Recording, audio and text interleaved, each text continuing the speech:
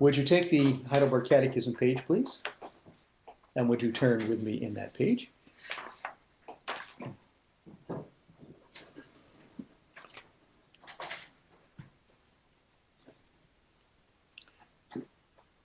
Lord's Day 52 has 3 questions, but because this is only the 51st Sunday, we'll do the last 2 questions next Sunday. So, question 127 of the Heidelberg Catechism. And do not lead us into temptation, but deliver us from the evil one. That is, since we are so weak in ourselves that we cannot stand for a moment, and besides our deadly enemies, the devil, the world, and our own flesh, assail us without ceasing, be pleased to preserve and strengthen us by the power of your Holy Spirit, that we may make firm stand against them and not be overcome in this spiritual warfare, until finally complete victory is ours. I'd like to start out by turning to Psalm 103 and verses 14 and following. He knows our frame. He remembers that we are dust. As for man, his days are like grass, as the flower of the field. He flourishes. Before, in verse 13, he said, as a father pities his children, so the Lord pities those who fear him, for he knows what we are. So we pray, because you know what we are, O Lord, do not lead us into temptation. For we understand that we are weak, and that we are like grass, doesn't have much strength. We're not strong oak trees. We're not, except for the fact that we were tied to the vine, even producers of good fruit. We are in fact weak. And your Spirit works in us. He must, for without him, we can do nothing. If I turned to 1 Peter in chapter 5, then we would look at the next part of that question. Since we cannot stand for a moment, and besides our deadly enemies, the world, our own flesh, the devil, the world, and our own flesh, assail us without ceasing. Since we are so weak in ourselves, our enemies, in 1 Peter chapter 5, verses 8 and 9, be sober, be vigilant, because your adversary the devil walks about like a roaring lion, seeking whom he may devour. Resist him, steadfast in the faith, knowing that the same sufferings are experienced by your brotherhood in the world. But may the God of all peace, of all grace, who called us to his eternal glory by Christ Jesus, after you have suffered a while, complete, establish, and strengthen, and settle you. So we are confessing here that we have an enemy. Now I want you to look closely at this. The enemies that we have, there are 3, and they're in ascending order of problem. So the least of our enemies is Satan. Oh, and he's terrible. Please, don't think that I'm saying he's nothing to mess with. Okay? He is terrible. He is not somebody to take lightly. But there are worse. You see, he's also the God of this world. And as the God of this world, he deals with us, as John says in chapter 15, verses 18 and 19. If the world hates you, know that it hated me before it hated you. If you were of the world would love its own. Yet because you are not of the world, but I chose you out of the world, therefore the world hates you. Remember the word that I said to you. So the enemy we have around us is energized by Satan, moved by Satan, but the whole world is his arm. The whole world, all of the things of our society, all of the things that we were brought up believing. And I don't mean the theology. The theology may be part of it too. But the problem is, we didn't only believe the theology. We believed how the world looked at that theology. And so we believed what the world said. You need Jesus to save you.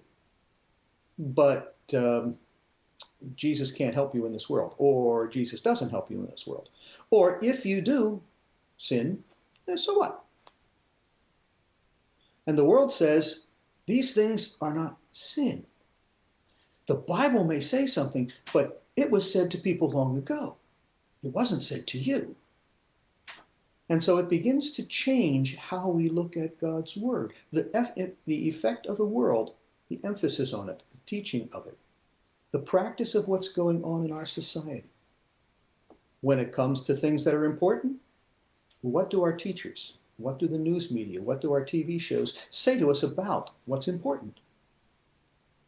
This is the time of the year when you look at that and you can see it rather clearly. What's important is what you get, not what you do. What's important is what pleases you, not what pleases somebody else. And so we begin to think, well, the Bible doesn't say it's bad to get things for yourself. So why not wish for them? And God said, pray for the things you want. He also said, I may say no, because I know whether they're good for you or not. And so we look at that.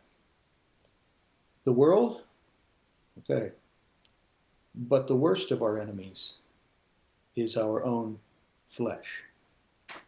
In Romans chapter 7, particularly verse 23, I see another law in my members, warring against the law of my mind and bringing me into captivity to the law of sin, which is in my members. The worst enemy you have, and we all have, is our sin, our sinful nature that Satan tempted Eve, and Eve and Adam succumbed to, and then the world has picked up because they're descendants of Adam and Eve just as we are.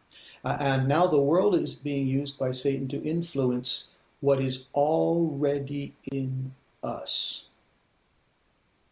And so when the world says, this is what it must mean, or this is what is right, my heart says, yes, that's right. Instead of saying, what did God say? And so without thinking, most of the time, we react to what's going on around us without saying, Lord, what is this? And so we fall into sin. In fact, the sin was already in us, already dominating us. That's why Paul says, "O wretched man that I am, who will deliver me from this dead corpse?" Jesus Christ. So my worst enemy is me, myself. They assail us without ceasing. Be pleased, O Lord, to strengthen us by the power of your Spirit, that we may make firm warfare against them, and not be overcome in this spiritual warfare. If I went to Matthew chapter 26 and took verse 41, particularly, watch and pray, lest you enter into temptation. Spirit is willing, but the flesh is weak. Jesus said this to the disciples who couldn't pray with him for what he knew was coming, but they kept falling asleep. He said, I asked you to pray for me. And they said, we were tired. So they went to sleep. Jesus said, watch and pray, for you will enter into temptation.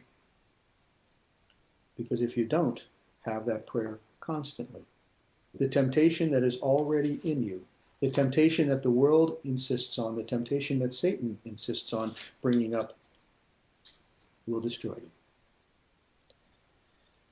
So that we may not be overcome in this spiritual warfare until finally complete victory is ours. 1 Thessalonians chapter 3. Beginning at verse 11. Now may our God and Father himself and our Lord Jesus Christ direct our way to you. And may the Lord make you increase and abound in love toward one another and to all, just as we do to you, so that he may establish your hearts blameless in holiness before our God and Father at the coming of our Lord Jesus Christ with all his saints. That's the object. That's what the Holy Spirit's work is. That's what he's fighting with, and that's what we're being told we should be praying for, pleading for, and guarding against the opposite. Because we're at war with ourselves. And if we're not at war with ourselves, then we are not safe.